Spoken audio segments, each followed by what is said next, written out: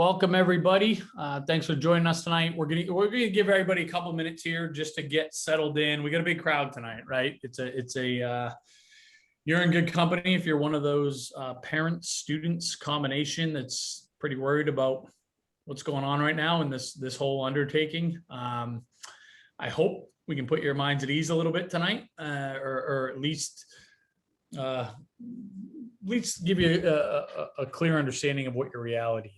But just give us 1 or 2 minutes. Let's get everybody settled again. We got a pretty big crowd tonight, and then we will quickly introduce ourselves, let you know where we're coming from, and kind of why we think we're in pretty good shape to speak to you all tonight, and then we will get into the content itself. So with that, just a couple of housekeeping things, and I'll try to remind folks as we go on tonight a couple times.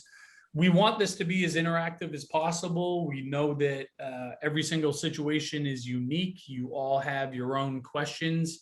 Our goal is to get to as many of them as possible tonight, but we want you to do that specifically in the Q&A. Great first question here. When are you guys done? When is this thing over? So we lost some of you folks already. Generally, we know our audience. So a very good question. I would ask the same thing. Generally, we know our audience. We know we lose you after an hour. So it is our clear intention to be done after an hour. It's a lot of information, but we know you can only digest so much. And so we'll be done by, I'm on the East Coast here. We'll be done by 10 o'clock East Coast time. And to the second question, I'm not going to do them all one by one. This is recorded. Everybody's going to get the recording. They're going to get the slides. And that's the reason why we want your questions to be in the Q&A, not in the chat, because in the Q&A, these are recorded. And so you get this with the recording as well. And you can remain anonymous. So you don't have to, you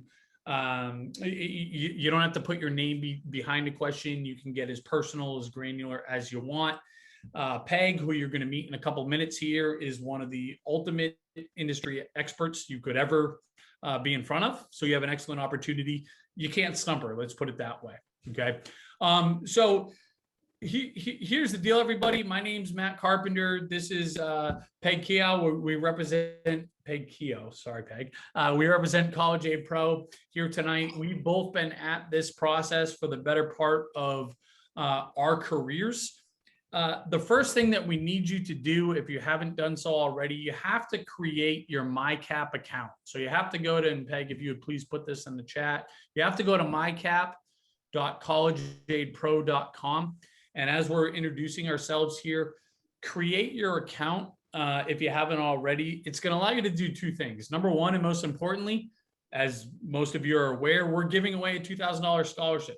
So somebody that attends this presentation live tonight is going to get $2,000 towards college next year. Okay. In order to be eligible for that, you have to set up your Mycap account. It doesn't cost you anything. Okay. So that's the first thing that you need to do. Secondly, and the reason why it's almost equally as important is we're going to deliver on our promise, which is to teach you everything you need to know about financial aid and scholarships tonight. That's what our promise, and we're going to follow through on that. But to have the best experience possible, it's going to be a really dynamic if you have Mycap up, right? Because you're going to be able to see not just how this whole system works, but am I going to qualify for financial aid? Is my kid going to get scholarships? How much? At which colleges? This is a technology that is going to enable you to see this in real time. And again, as we're explaining how this works, we're going to be able to kind of tailor make recommendations and give you really important insights for your family. So we've been doing this a long time. We've done it many times over. So just follow our lead, and that's where you need to start. Set up your account, makes you eligible for the scholarships, and it's going to give you just better insight into how this is going to play out for your family. Okay. So that's most of the housekeeping stuff. Let me reintroduce myself. My name's Matt Carpenter. I'm here in Salem, Massachusetts, the Halloween capital of the world. So it's kind of a fun time to be here. We're just north of Boston. This is where I was born and raised. I'm the oldest of 3 kids. And I grew up from 2 kind of working class parents. I was the first to go to college. My parents didn't know what the hell they were doing. This was about 20 years ago, right? When I was sitting where your kids are sitting right now. They had the best intentions. I had the best intentions. They sent me to the best school that I could get into, and I went and had a great college experience, but we didn't know anything about the financial piece of this puzzle, right? Like most families, as I've come to learn, the end result of that was not great from a financial standpoint, right? I started my life behind the financial 8 ball. My parents, my mother's 71 years old now and still working, mostly due to sending 3 kids to college. And this is a different story for a different day, but myself and my siblings have tried to help alleviate some of that burden. But my parents are old school people, and they decided that sending their kids to college was their deal, and they won't hear of it otherwise. But kind of my experience was the genesis of a company that I started almost 20 years ago, shortly after I graduated from college. And I said, listen, there's got to be a better way to do this, right? And that was how I got started in this world, and that eventually evolved into this technology that is College Aid Pro. So I've done this tens of thousands of times over, so I like to think that I have a pretty good idea of how this works, regardless of who you are. I don't care if you're eligible for financial aid, if you're not eligible for financial aid, if your kid's going to get a ton of scholarships, if they're not going to get any scholarships. You're going to leave here tonight with a good understanding of how this works, and if we do our jobs right, specifically how you fit into this system, for lack of a better word here. So I hope you get a ton out of it. Before I kick it over to Peg, I'm going to tell you what I tell most people when I remember. So I have, although I haven't been on the front lines for this as a parent, the same way that Peg has, my daughter is about to turn 7, right? So I got some time here. And almost every parent that I get in front of, the first thing that they say is, listen, you're going to blink, and all of a sudden your daughter's going to be applying to college, right? And please cherish it, remember it, and don't take 1 second for granted. I've heard that so many times that I do my very best to take that to heart, right? And with that, I give the same piece of advice back to you all, you parents, specifically of class of 2022 students. We survey our clients at the end of every year. One of the big questions, the first question we ask is, if you could go back in time at the beginning of this process, what advice would you give yourself? Almost unanimously, the advice is, I would tell myself to not get so caught up in the admissions results, in the stress of how the hell we're going to pay for this, and think about the fact that this is the last year that my kid, my baby, that was 7 years old yesterday, is going to be under my roof, and do your best to enjoy that. I know it's easier said than done, but I share that. Hopefully it resonates with somebody to the same way that when everybody talks to me and tells me that, you know, Emma's going to be applying to college tomorrow, I try to take that to heart. So I know we're off the beaten path a little bit in terms of actual technical content. We're going to get there, but I wanted to introduce myself because I'm new to most of you. Peg, why don't you do the same? And I know you like to show off your beautiful family, so I'll give you the opportunity to do that as well here. So I have twins, boy-girl twins, that you can see in the picture there. And when my kids hit high school, I'm a little bit older than that. We did what a lot of you guys are doing. We did this deep dive, right, into all things college. And I realized really quickly how complicated this whole process was compared to when I was a kid, right? And the other thing I noticed was a lot of my friends and colleagues were not doing deep dives, and they were kind of drifting through this. And it was causing a lot of stress with their kids and between partners, and just a lot of confusion. And I had this aha moment where at the time I had about a decade of experience in the financial industry doing financial planning and talking about saving for college.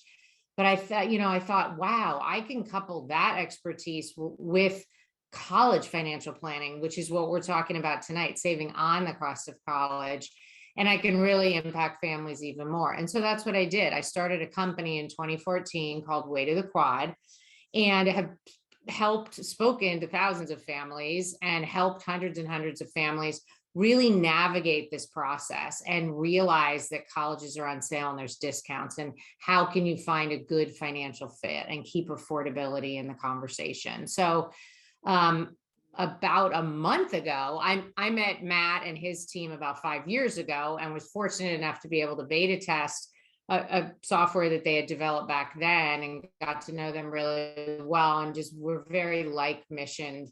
And it's been over a month now. I joined the team because it just was good timing. They needed me and I needed to have a team, basically. So we came together, and I'm delighted to be here. Between the two of us, you've got over 2 decades of experience in this. So I resonate with everything that Matt says. And really, I've been through this with two. You'll make it through. You just take a lot of deep breaths. And what you learn tonight, get in the software and really start learning this stuff, because you'll be really happy you did. Oh, you're on mute, Matt. No, thank you. So kind of without further ado, let's dive right in here. Okay. And one thing I'm just, if you want, you can kind of put in the Q&A if you're a parent or student of a class of 2022 or class 2023. And again, let's make this thing interactive. Ask any questions that you want, but for the most part, we're speaking to the class of 2022 parents and students and families. You guys that are in the throes of this right now, okay? One thing that you're going to hear me say many times over, because it's an absolute fact, and I say it ad nauseum for those that hear me speak every week, every college is different, every student is different, every family situation is unique, and with that, it's really hard to make universal rules, black and white recommendations, etc. Okay, so anytime that we have a universal rule, we want to get really comfortable with that, right? And this, from a financial standpoint, the first question that we want to answer from a high level is, am I eligible for financial aid? Yes or no? If so, how much and at which colleges? So that's where we want to start. Okay. Now, this is the kind of the first universal rule here that allows us to answer this question: am I eligible? Okay. And that is the cost of attendance minus the expected family contribution. And the difference between those two figures is the amount of need-based financial aid that the student is eligible. Let's unpack that a little bit, right? Because for a lot of you, these are new terms, new terminologies. Let's talk about it in layman's terms.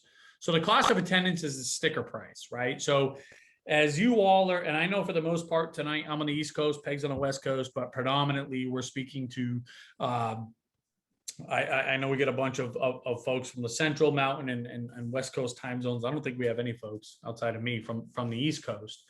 So when we talk about sticker price, let's just say, hey, you know, some of you folks are from LA. What's Pepperdine cost? $80,000. Okay, that's pretty scary, right? For most people in the United States, and this is a pretty large majority here, the sticker price or the cost of attendance is the least important variable in determining how affordable or not affordable a college is for your student, for your family. Okay, for most families, the most important variables are what's your expected family contribution. Expected family contribution, or EFC, that is a dollar amount that gets assigned to the student based on what these colleges, this system essentially thinks you can afford. And that dollar amount is largely driven by your income and assets. There are other variables, and we're going to talk in some detail about these as we go on here tonight. But income and assets largely drives that EFC figure. If that EFC is lower than the cost of attendance at a particular college, well, now we're eligible for some need-based financial aid. Does that mean we're going to get need-based financial aid at that college? In some cases, yes. In some cases, no. In some cases, kind of somewhere in the middle, right? Every college is different in terms of their business model. Colleges are nonprofit organizations technically, but we kind of scoff at that, right? And in a lot of ways, these are multi-billion-dollar corporations. They are nonprofit entities, but they are well-oiled machines, okay? And they have different ways of running their businesses. Colleges that are really good with need-based financial aid, what that means technically is they meet 100% of need or close to it. So if we're eligible for need, that dollar amount is going to come out of their pocket, not ours, right? Whereas other colleges, they're not generous with need-based financial aid. So in addition to the EFC that we're going to have to pay, we have to come up with the amount of need that they do not meet in order to satisfy that total cost of attendance at a different college. So in short, how much we actually pay for a college for most families is dictated, number one, by what's our EFC, and then how generous or not is this particular college in meeting need-based financial aid. So I know I threw a lot at you pretty quickly there, but in just a few minutes, I'm going to give you some concrete examples that I think are going to kind of drill that concept home. But from a high level, hopefully that gets you comfortable with at least the terminology. And again, we're talking about need-based financial aid here. We're going to spend some more time on scholarships. We're going to spend some more time on what if we're not eligible for need-based financial aid? Does that mean we have to pay $85,000 a year for college? The answer to that is no, but we'll talk about strategies for families that fit into that category. Okay. So what should we know about our EFC? Now, if you understand that slide conceptually, hopefully there's a few things that are going through your head. And one of the first ones is, okay, is there anything that I can do to get my EFC down as low as it can go so that I'm eligible for more need-based financial aid, right? Short answer to that in most cases is yes. But in addition to some strategy that I'm going to talk about on this slide, what's equally important are the missteps. Quite literally, millions of families cost themselves insane amounts of money by making some common mistakes when completing their financial aid applications. And let me tell you right now, that is not an indictment of these millions of families that make those mistakes. It's an indictment of the system. And here's the first big one. I'm going to try to kind of stop myself. I mean, Peg's done enough of these with me to know that I go too fast too often because number one, I get too excited. And number two, I've done it too many times that I take some things for granted that a lot of you are hearing this for the first time. But I try to make myself pause when there's some especially critical pieces of information. This is the first one, okay? One of the most common mistakes that families make when completing the FAFSA, which we'll talk about, but that's the financial aid application that just about every college requires in order to be considered for financial aid, is that the FAFSA is going to ask you, what's the net worth of your investments? What's the net worth of your assets? Now, if I ask you that question, you're going to answer that, and you're going to include the net worth you're going to include your 401ks, your IRAs, your retirement accounts, right? Just like I would if somebody asked me that question. You are not to include the balance of your retirement accounts on the FAFSA. Okay, let me repeat that. You are not to include the balance of anything in your 401k, your IRAs, your 403bs, your 457s, your pensions, anything that is in tax deferred retirement accounts should not be included on the FAFSA. Most families include them. Why do they make that mistake? Because it is not, you have to really do research in the fine print to find out that you should not include retirement accounts on the FAFSA. Do not make that mistake. Okay, that's a mission critical mistake that please remember. Okay, here's a second really important piece here. With very few exceptions, colleges consider any money in the student's name with a lot more scrutiny than they do in the parent's name.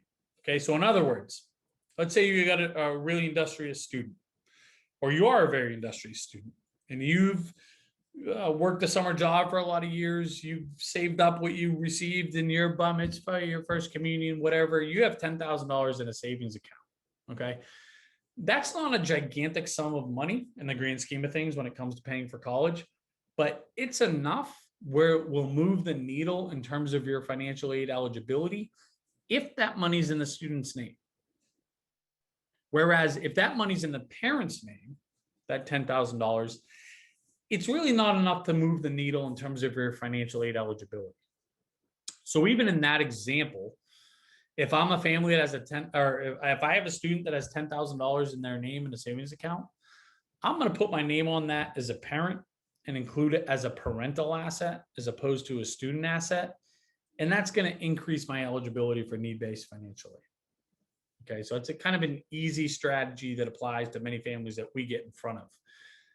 That's a strategy. Let me talk about another mission critical mistake. If you're a family that has a 529 account, and that's the most popular savings investment vehicle for families that are saving for college, what most people do is they report that as a student asset, right? And if I didn't do this for a living, I think I would do the same thing, because when I look at my statement, it's got my kid's name on the 529 account. It's got their social security number on it. It's for their college. It's for their education. Common sense would tell me this is their money. I would report it as their asset. Incorrect. You as the parent are the owner of the 529. The student is just the beneficiary. Okay. So that is something that is really, really mission critical. Okay. Because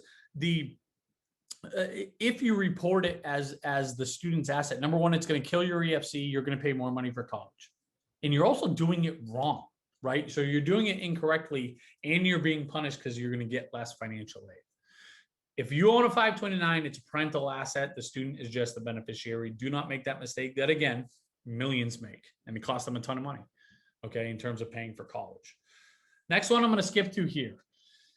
And this one is a one that drives us nuts, drives most people nuts, especially if you're a homeowner, right? If you're a homeowner, and you can kind of disregard this if you're not a homeowner, but if you are a homeowner, a lot of these private colleges, specifically, and it tends to be specifically the more popular private colleges, a lot of these consider home equity fair game. So if your home's worth $500,000 and you owe $200,000 on it, a lot of these private colleges are saying, well, that's a $300,000 asset. Right. And I know this is a big problem because I know a lot of the folks on here tonight are from the Bay Area and from Southern California and from outside of Chicago and Dallas, and pretty high property values here. Right. What do we do to mitigate the damage here? Because again, for a lot of you folks there, that might be your biggest asset. And here now you're being punished for it, right? For lack of a better word, by these colleges. This is a gray area here. Right? What you say your home worth is different than I say it's worth if I'm the buyer. It's different than what the town assesses it at. It's different than what Zillow says and Redfin and what your neighbor just sold their home for, right? So when it comes to this part of the process, we want to get strategic and say, well, what can we do to minimize the size of that asset within the rules of the game here? And there's this really helpful tool here. It's called the Federal Housing Index Multiplier. And if you just Google it, it'll allow you to kind of run your house through a calculator. And what it does is it allows you to use a national average, right? So if you take your home out of the Bay Area and you put it in rural Iowa, you have a much different value for that home. And it essentially allows you to use a national average. So it automatically shrinks the size of that particular asset, which is going to lower your family contribution for these private colleges that consider it fair game, which is going to make you eligible for more financial aid. And just to give you some back of the napkin math, now you cannot get hung up on this. And again, like I said at the top, I'm sure if I know me, I'm going to say it again tonight. Every college is different, but for back of the napkin math, for the colleges that consider home equity, they think about 6% of equity that you have can be paid towards college each year. So if you have $300,000 in home equity, they think $18,000 a year can be spent towards college before they even ask you about your income, your other savings and investments, etc. So you can see how important it is in terms of how that particular asset is presented to these colleges. Matt, can I just interject for a minute? Somebody popped in, you were talking about the common mistakes on the FAFSA. And so somebody came in and said, what if I've already made a mistake? Is there a way I can correct it? Yes, because I think the whole group should hear this. Yes, you can go back into your FAFSA and correct your mistake unless you use the data retrieval tool and it's an income piece. But if you manually entered your data, you can go back in and submit a correction. So you just log back in and do that and resubmit it to all the schools. Thank you for interrupting me. Great question. And hopefully that somebody, whoever asked that question, breathe a sigh of relief. You do have another opportunity to get it right.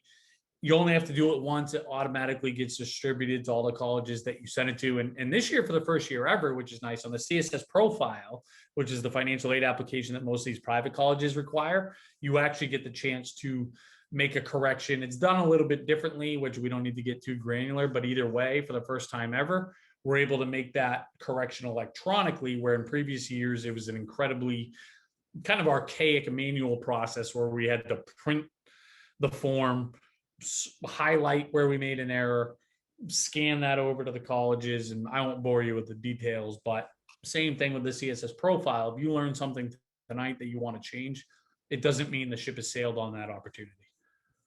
Yeah, but thanks for it's a great point. Okay. So what I want to do here is I'm going to stop sharing my screen for a hot second while I bring up our technology here. But so again, for those of you that may have joined us a little bit late, if you haven't done so already, and number one, in order to be eligible for the $2,000 scholarship that we're going to give to somebody that's attending live tonight, and we're going to announce this tomorrow, you have to create a Mycap account. So that's mycap.collegeaidpro.com. So that's first things first, to throw your hat in the ring to be eligible for that scholarship. But number two, and I think, or at least for our purposes, the second, more importantly, hopefully I just told you a little bit how financial aid and scholarships work. We have more content to cover, obviously, but now I want to look at an actual example. And if you have this in front of you, I want you to be looking at your Mycap account. Okay, so I put in kind of a dummy account here. I answered those 10 or 12 questions that you all answered. Here's my income, here's my assets, here's what type of student I have, here's what I think I can pay on an annual basis for college before I need to borrow, and here's a college I want to see. And then once you get into the technology, we tell you can add a couple more before, there's a free version of this technology. There's a paid upgrade, which I'll talk about as we go on here. But let's start here. So I put in a dummy account. Like I said, I'm in Mass here in the Boston area. I put in an average income and assets. I said I was a family of 4. I get a class of 2022 student and class 2023. And this is the page I kind of get dumped into and that you all are hopefully looking at right now. And right at the top, I see my EFCs. Now, I didn't say this at the top because I didn't want to lose people just yet, but there's actually 3 different EFCs that exist that any one given college can use for their specific methodology. Okay, so there's the federal EFC, there's something called the institutional EFC, and then something called the consensus EFC. Most public colleges, so in this example, UMass Amherst, use something called the federal EFC. A lot of the more private colleges, NYU, for example, use the institutional EFC. And some of our most competitive, elite colleges and universities use this consensus EFC. In this example, Amherst and Columbia would be 2 examples. So there's a couple kind of knee-jerk items that I want you all to notice right out of the gates. And number one, for those of you that have done this or are doing this currently, I want you to see what your EFCs are. According to your income and assets, what does this system think that you can afford to pay for college on an annual basis? I told you that sticker prices in most cases tend to be pretty irrelevant. And here's a great example, right? Now, I didn't put in a unique case. I put in an average family. Pretty much the American average for income and assets, a little bit above. Okay, more like the middle class above the average. Okay, average in the Northeast here. Okay, so we see our sticker prices, right? These insane sticker prices at Amherst and Columbia. Now, this is a Mass resident, so the in-state state school significantly less at $33,000. I don't care about the sticker price. I care about how much am I going to pay? And we get these knee-jerk ballparks. Okay. Well, why is Amherst so much more affordable than NYU? And as a matter of fact, it's even more affordable than the state school in Massachusetts. Well, we can take a closer look here. So if I look at any of these schools, I'm going to look at NYU. There's a few things that I want you to notice. Number one, going back to that first thing, cost of attendance minus, EFC equals need. We see that Their sticker price is $80,000. We're going to get $30,000 worth of need-based grant. So here's what we're going to pay, year one. There's a couple things that we can do, and this is for every college there is in the country. I get some really cool information here. Any admission stuff I want to find out, it's all included in here, right? Here's the financial aid statistics. So this is telling us, okay, now that makes sense. They meet 66% in need. That's not a ton. Another thing that we have for every college is every single scholarship that they offer, the qualifications for each.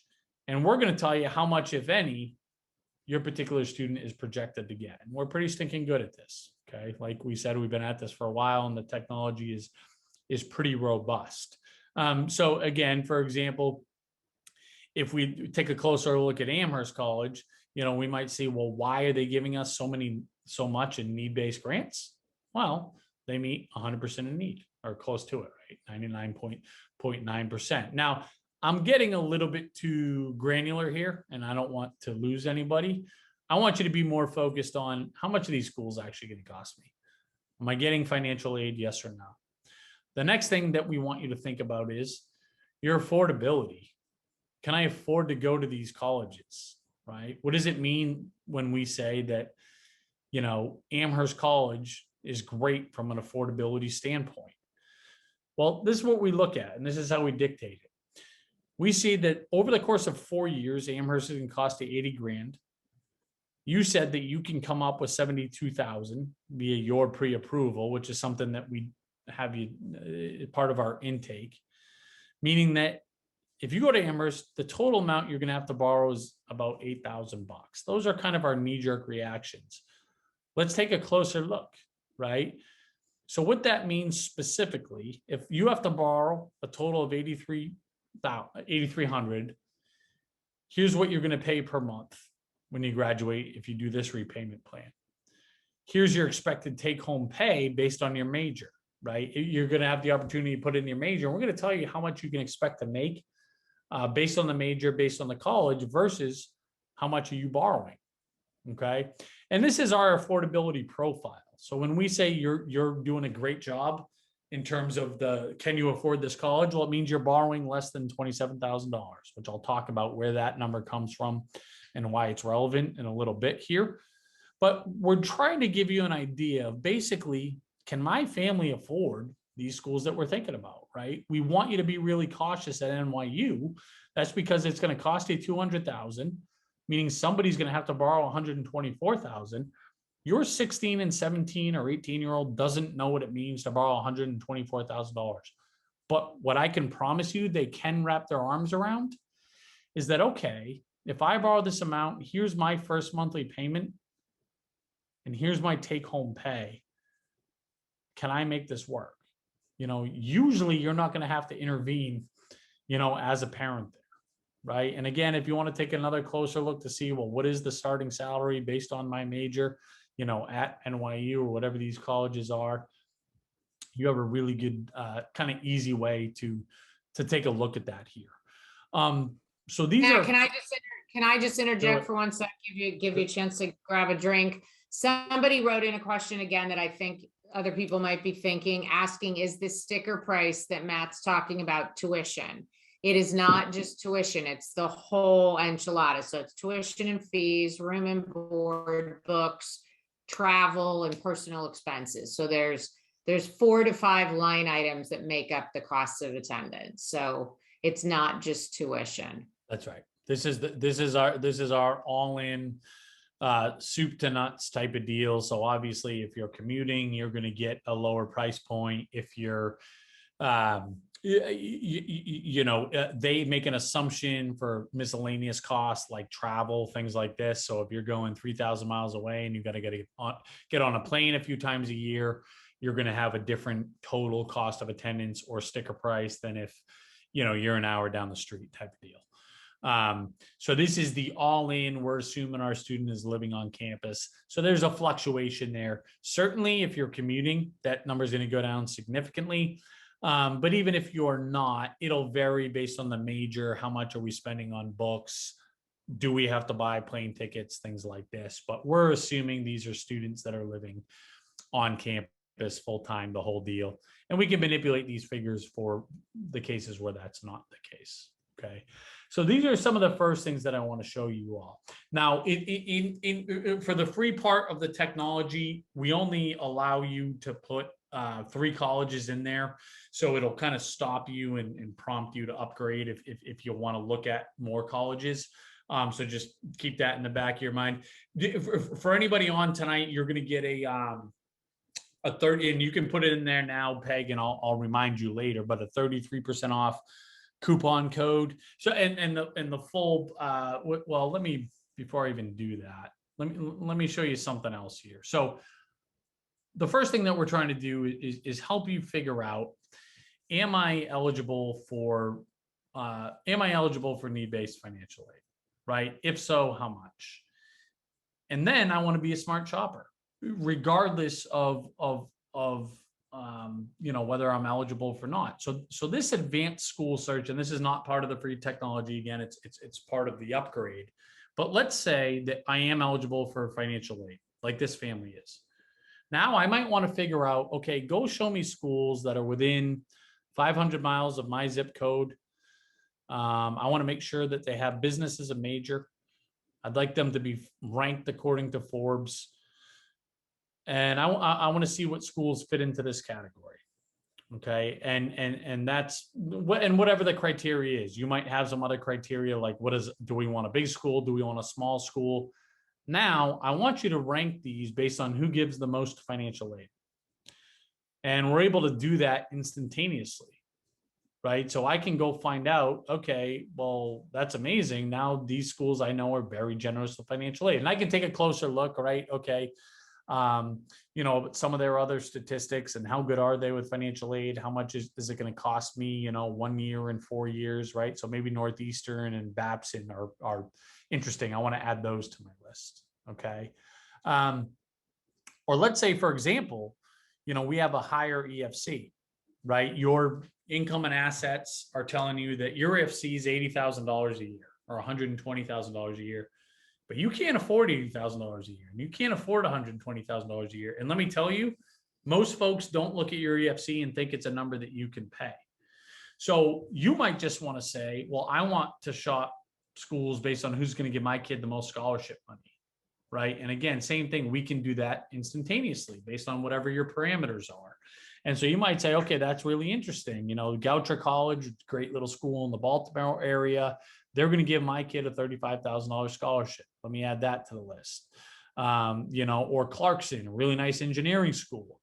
And they're going to give my kid $32,000. I want to add that to the list. So regardless of who you are as a family, as a student, you're able to leverage the technology to figure out which colleges are going to be most affordable for your family. And it doesn't mean you have to give up quality, right? This is Columbia College. It's going to be more affordable than the state college at UMass. Okay.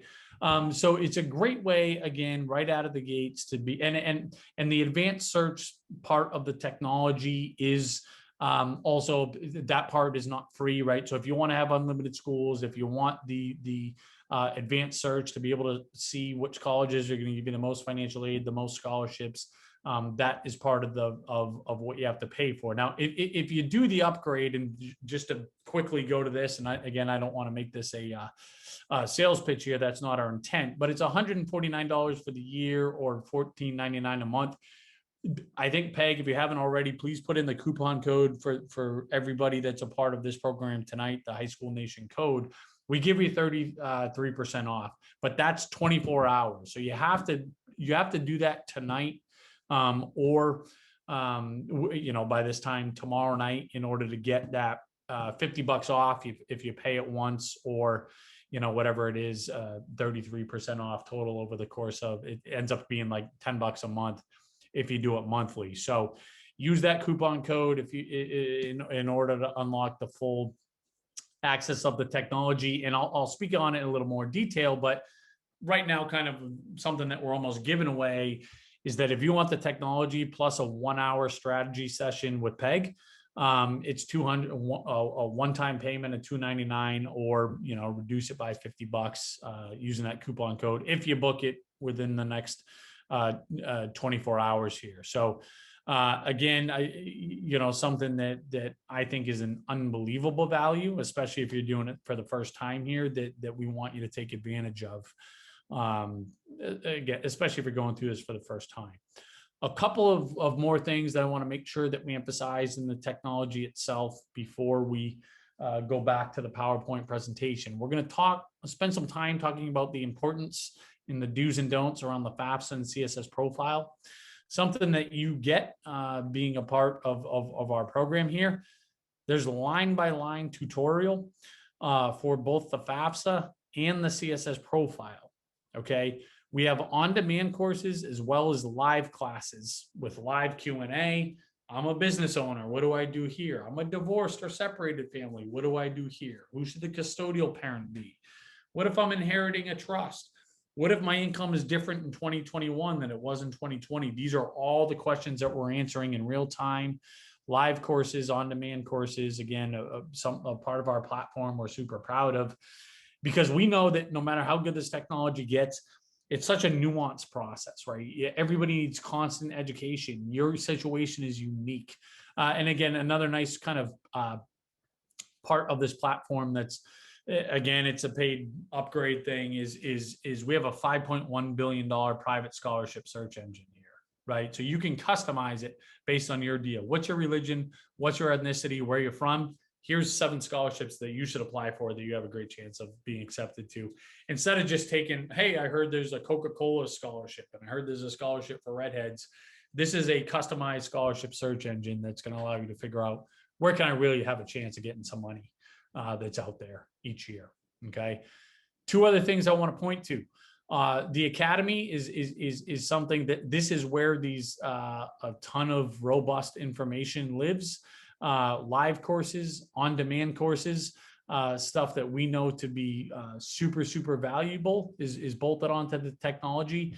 And this community, okay, is something that you only have access to. And this is something that is, we are monitoring, literally industry experts. Peg's in there every day. I'm in there every day. My colleagues are in here every day. Any questions that you have, we monitor during business hours, Monday through Friday. Okay, so you're getting into any question that you have, you're getting expert advice on, and more not in real time, but again, within 24 hours is kind of our promise during business hours. So we just want you to know the support you have in addition to the technology itself.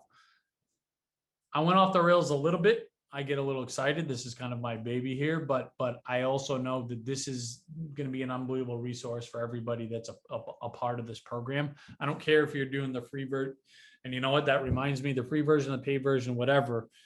My hope is that some of you that are on this program tonight, and I know based on some of the school districts that we invited intentionally, you want full access to this technology, but you're not able to come up with $100 for the year.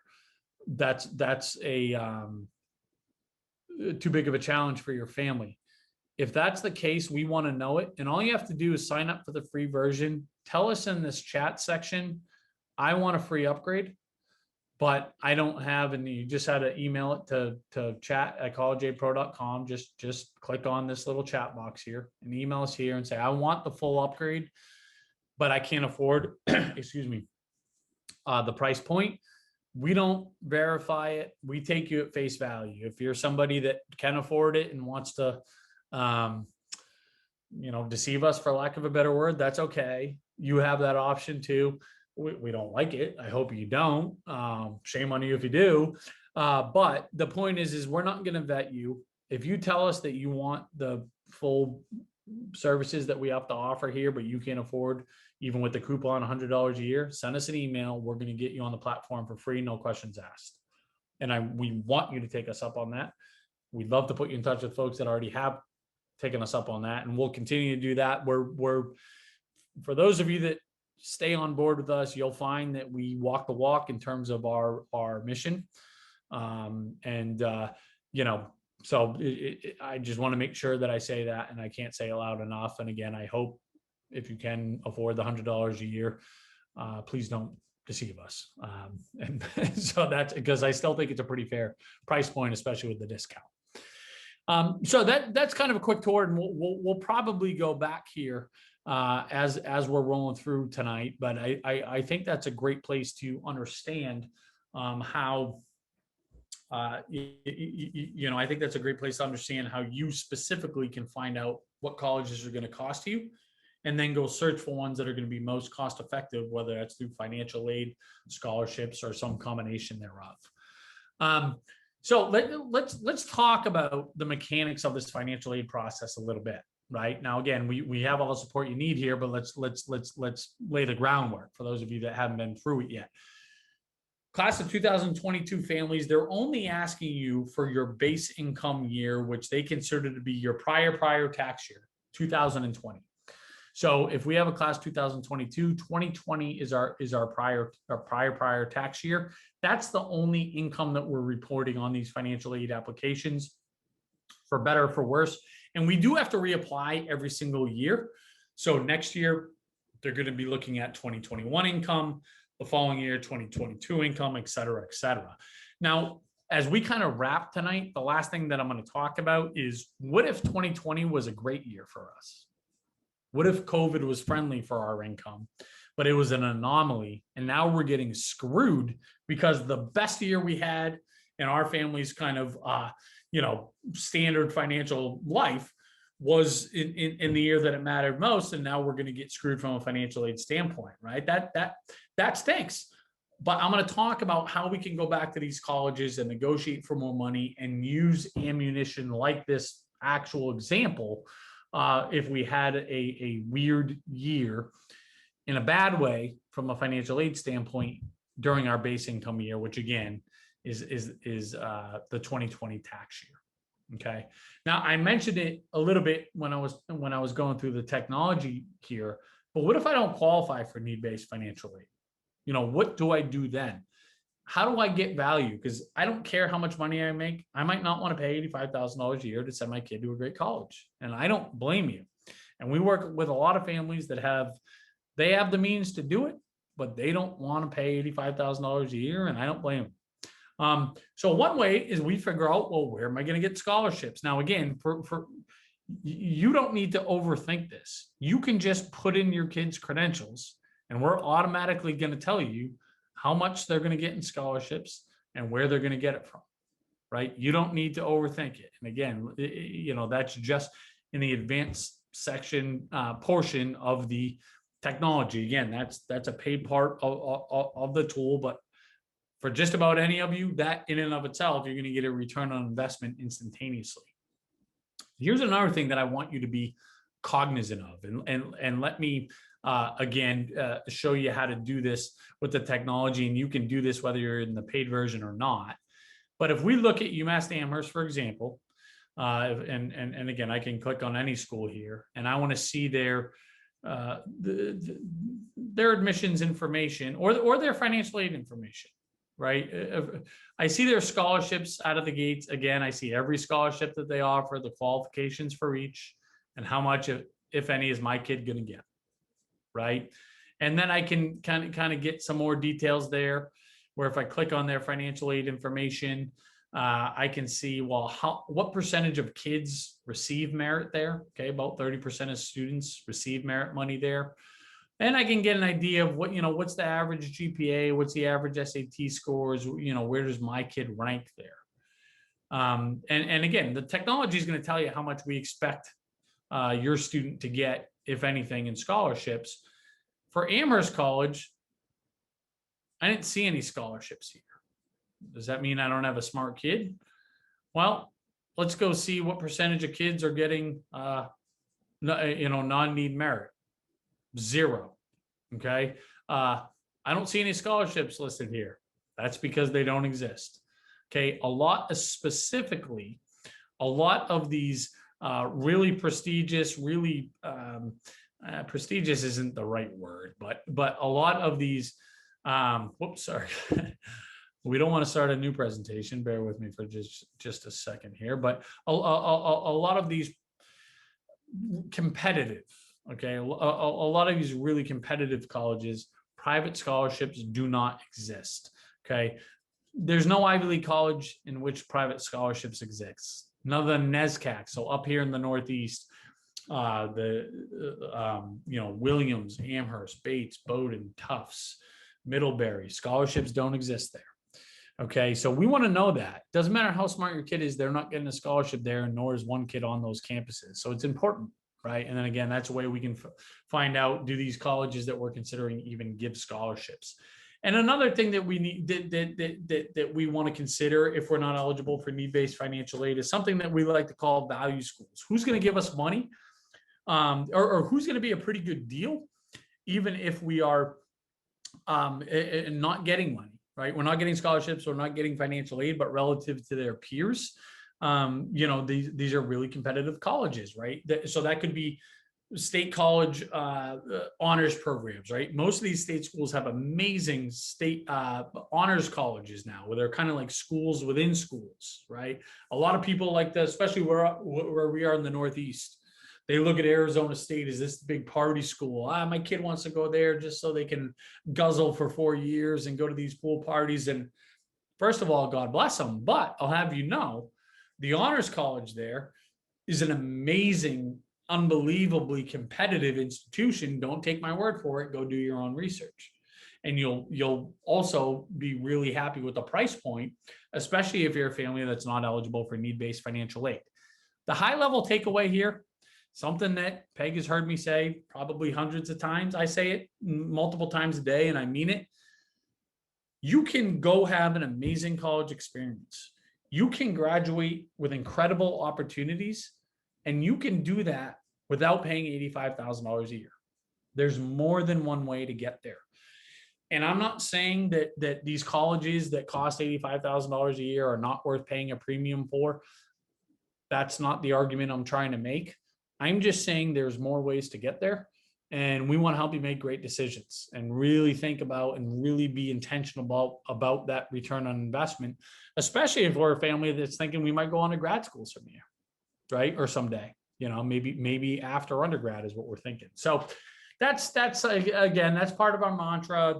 Again, for those of you that are hanging with us, and for those of you that are stick on this technology, even if it's in the free capacity, you hear from us once a week. We have office hours every other week, and then we do a live course every other week. So if you'll allow it, we're going to be in your living room almost on a weekly basis here. So you'll hear some of the same things repeated, but those are the things that we want to really resonate with people. And I think our track record kind of speaks for itself here. So how do I actually apply for financial aid? Again, some of you guys are in the throes of it right now. Don't miss a deadline.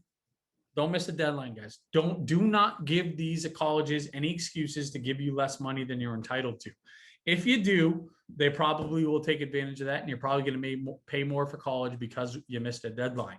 And here's the deal. Colleges are not good with communication. You're not going to get the same hand-holding that you got or that you're getting currently in high school. You're not going to get the same communication home from these guidance departments. They leave it up to you to figure out what applications do they need? When do they need it? How do they need it? Do they just require the FAFSA? Do they require the CSS profile as well? Do they need tax returns? You need to find out, as this list of colleges comes to fruition, what forms do they require? How do they need it? When do they need it by? Okay. And a lot of times, and something that we remind folks of, they'll send really important information home only to the students. Okay. You have to complete the FAFSA. You have to complete it. You have to submit it. I don't care if you're eligible for financial aid, not eligible for financial aid. We're going to make the firm recommendation. You complete it and you submit it. If nothing else, for one of two reasons. If you're a family that needs to borrow, the best place to borrow to get started is through the federal government direct student loan program that you're entitled to if you complete a FAFSA. So I mentioned this $27,000 earlier. If your kid borrows less than $27,000 or up to $27,000 to go to college, I don't care, through this federal direct student loan program, I don't care where they go to college. I don't care what they graduate in. I don't care what degree. You hit a grand slam home run, smashing success. They're going to start off life ahead of the 8 ball. Okay, no problem. They can take on that debt, no problem, based on the rates, repayment terms, flexibility, etc. If you need to borrow, this is where you start. If you don't need to borrow, you're still entitled to borrow that amount through the student's name. They don't need a cosigner. They don't need established credit. They're not going to get a bill until 6 months after graduation. Pay it off for them on their behalf. Now they graduate with established credit. So when they go to sign on their first lease in an apartment, you don't need to co-sign. They have established credit. So again, everybody's got to complete the FAFSA. Go to the right website. Don't make that mistake of paying $100 for it because you went to one of these fake websites, essentially. Again, we're going to give you these PowerPoint slides, so you're going to know the mechanics in terms of what website and where to go and what to do here. The CSS profile is a financial aid application that most of these private colleges require. It's not free in the same way that the FAFSA is. It's $25 for the first school, $16 for each school you send it to. But if you're a family with low income, low assets, you automatically qualify for a waiver. So don't not apply to a school because you're trying to save some money here. At least complete the application. And when you go to check out, if you qualify for a waiver, it'll automatically tell you, don't worry about it. You qualify for a credit and you can still qualify or apply for financial aid. Okay. Our buddy, Peg knows, Bill very well, one of my best friends, one of our co-founders of our company. His prescription is you can get through the FAFSA with a glass of wine or two. The CSS profile requires at least a bottle. Sometimes you need to even get into the liquor cabinet. Several hundred questions, very invasive, very nuanced. It's a freaking pain in the ass, but you have to get through it. You have to trudge through it. If you are a divorced or separated family, this is where it can get a little complex. Only the custodial parent, so who the student lives with the most, completes the FAFSA and the CSS profile.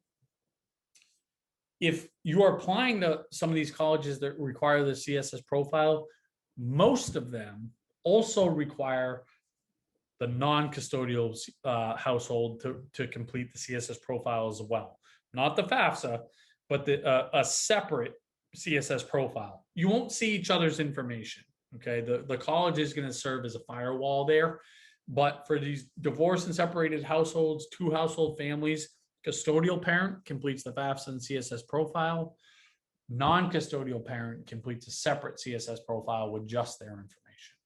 Okay, so important point there. And again, if there's kind of questions for your family, feel free to pop them in the chat or follow up with us after the fact. Last kind of big piece of information that I'm going to give you here is, here's what happens right now. You're finalizing your list of colleges, you're applying to those colleges, you're applying for financial aid. Then you're going to find out, here's where you've been accepted. And once you've been accepted, you're going to get an offer, a financial offer. And I've seen at least tens of thousands of these in my career. I'm still waiting to see a financial aid award that says, hey, listen, Mrs. Jones, here's what we can offer your family. If this is not enough money, please call this number. Let us know. We're gonna make you whole. It doesn't work like that. These colleges give you a take it or leave it offer. You as the consumer cannot have that attitude. These are multi-billion-dollar businesses. This is a major investment. If you were buying a home, if you were buying a car, if there was any major investment that you would ever make in your life, you're going to negotiate for more money. You need to have that attitude here. Now, we employ a lot of financial aid counselors. They're on our side of the fence. They're on our team. They coach us up on how to do this.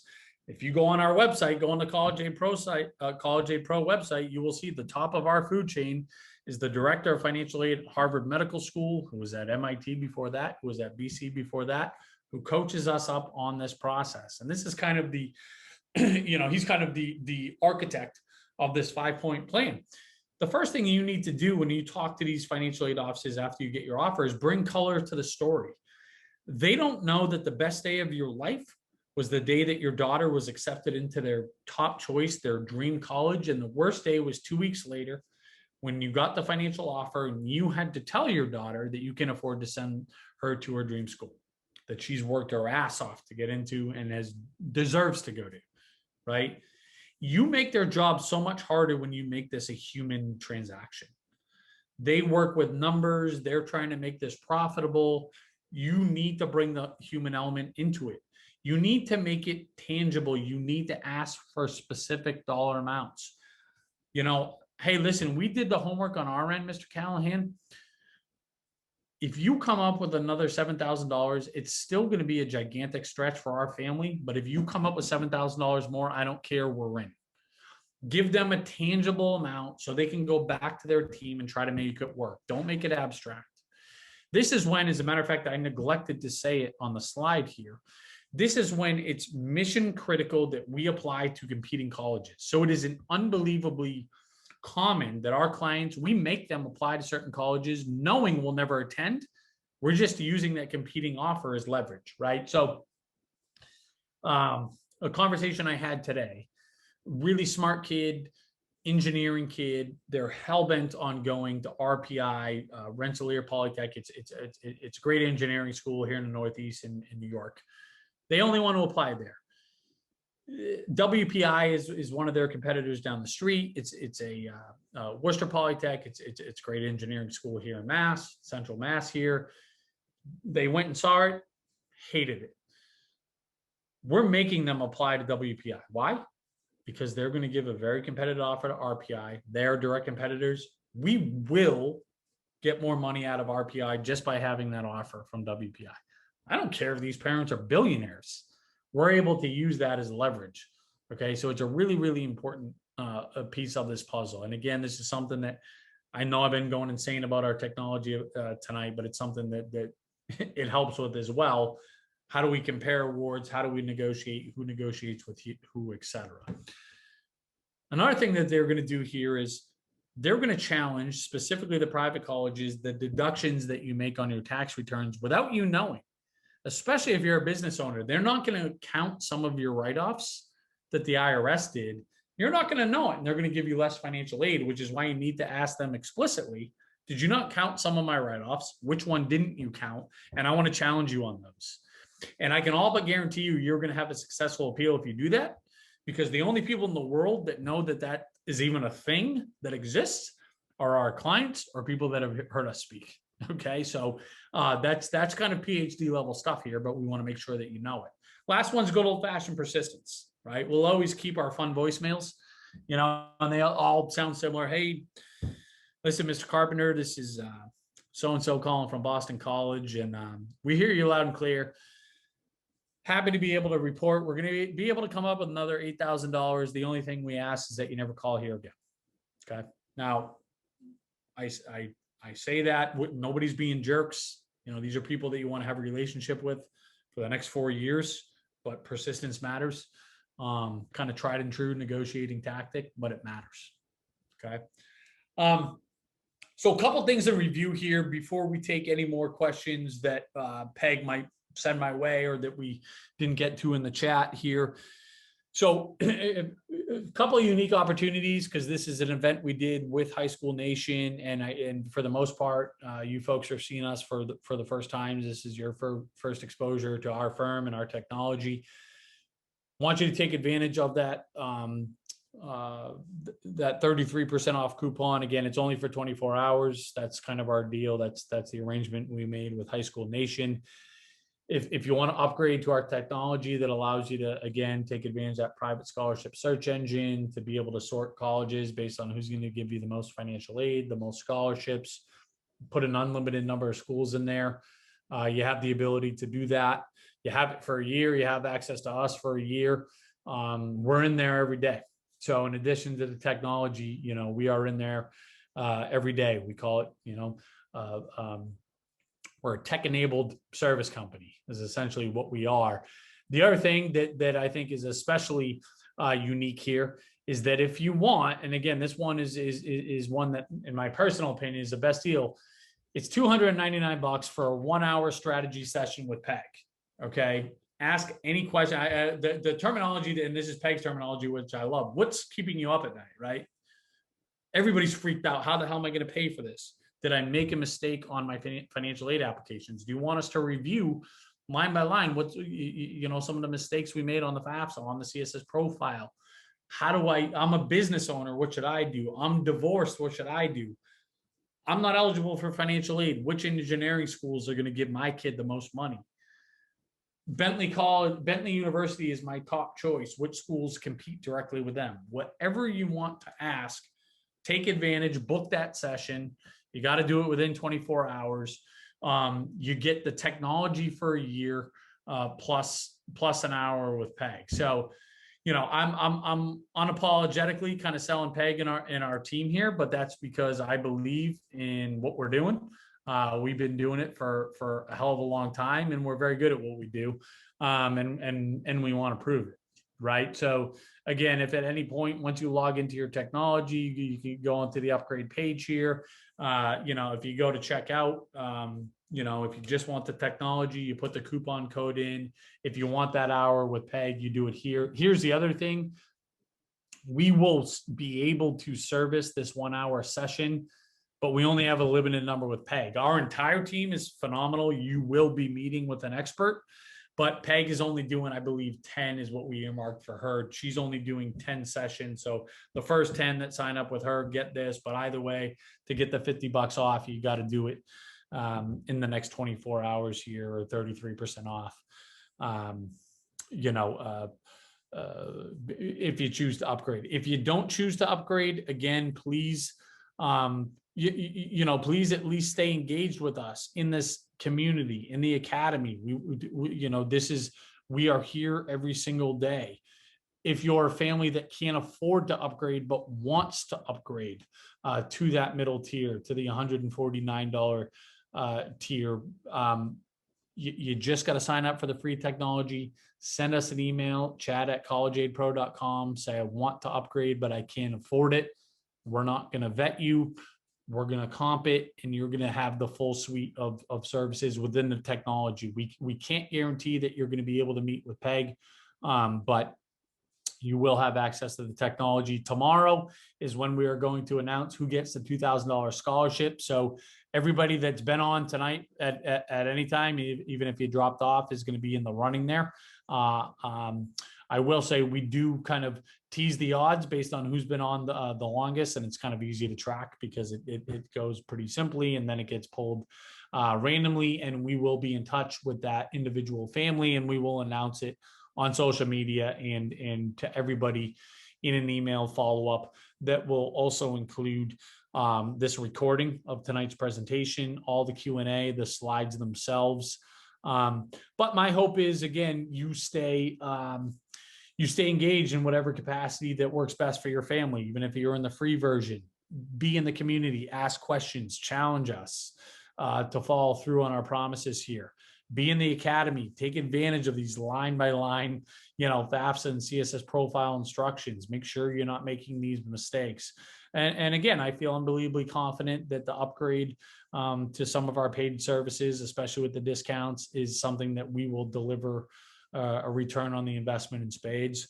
And I really want you to challenge me on that. Peg, is there anything that I should There's hit on? one question I want to ask you, because this is more detailed about schools that are in CAP. Do we have private trade schools that don't accept FAFSA in there? My thought was no, but I didn't know. We don't have the trade schools. So it's a great question. And something else that I think Peg she's lived this even as a consumer, on the consumer side of the fence. We iterate every day. We're evolving every day. We're not where we need to be, where we want to be. We'll have the trade schools on there. We're going to have grade schools, graduate schools on here. They're not there yet. But we will get there. I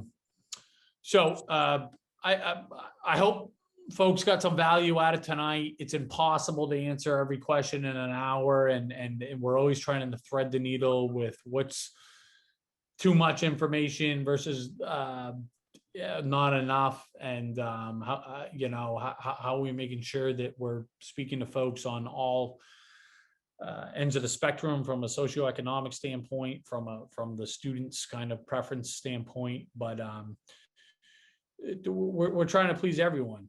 That's kind of the goal. That's the mission.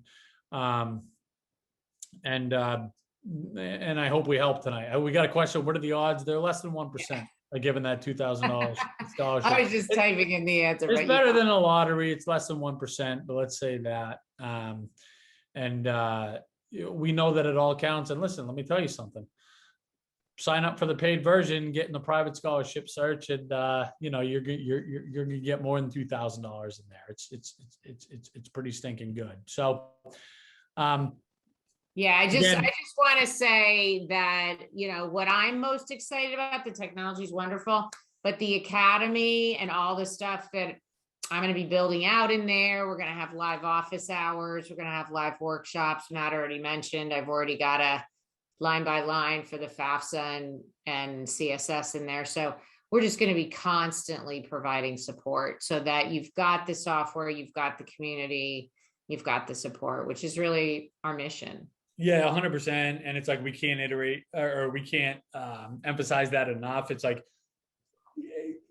if we ever get the technology perfect, it still won't be enough, because there's just too much nuance and subjective elements to this, which is why we want people to just be so engaged with our live classes, in talking to us in the community, challenging us. Hey, Matt, you said you were going to answer any question that we put in the community by an expert. Can you answer this? Put it in there. And you're gonna get a great answer. So that's I think that's it for tonight, folks. It's late for me. I'm past my bedtime here on the East Coast. But I hope we helped. Excited to see who ends up winning the scholarship tomorrow. We will send you the scholarship winner. One of you is going to be the recipient of that. We're going to get you the recording. We're going to get you the slides. And that's all coming. That should be out tomorrow. Somebody asked that. Yeah. So you'll get an email. It'll be out tomorrow, or else we're gonna fire our marketing team again, right, Peg? That's not out tomorrow. So all right, everybody. Peg, thank you as always. Thank you, everybody else. And looked like a super engaged audience tonight. It seemed like there was a bunch of great questions out there. Kept me busy back here for sure. That's all we ask. And good luck, everybody. Right. Don't forget, give those kids a squeeze. I know you want to kill them, but they're gone in less than a year from now. All right, bye, everybody. All right, have a good night, everybody. Bye-bye.